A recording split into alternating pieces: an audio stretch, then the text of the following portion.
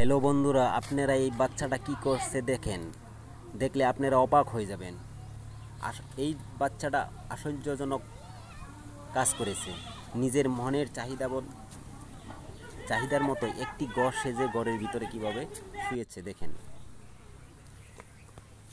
তো বন্ধুরা, আমরা সকলেই সমকরি ছোটোকালে এরকমই করেছিলাম। বাল্যকালে আমরা খেলাধুলার কথা আমরা বহুতেই বৃদ্ধকালে মনে করি এবং যৌবনকালে মনে করি। নাইবা তো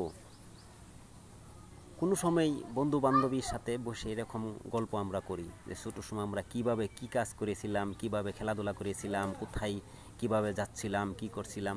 তো দেখুন এই বাচ্চা ছেলেটা কিভাবে ঘর বানিয়ে ওই ঘরের ভিতরে শুয়েছে। ঘর কি দিয়ে বানিয়েছে? ওই বানানোর সামগ্রীগুলো হলো কলাপাত, পলিথিন, জালি বস্তা, যেটা নাকি পেঁয়াজ আনা হয় ওই বস্তা, তো কতগুলা বাঁশের জিংলা। তো দেখুন ওর ঘরের ভিতরে দেখানো হচ্ছে, ও যে ঘরের ভিতরে শুয়েছে ওটা দেখানো হচ্ছে কিভাবে শুয়াচ্ছে। তো ঘরটা দেখতেই পাইতেছেন, আপনারা দেখতেই পারতেছেন, দেখেন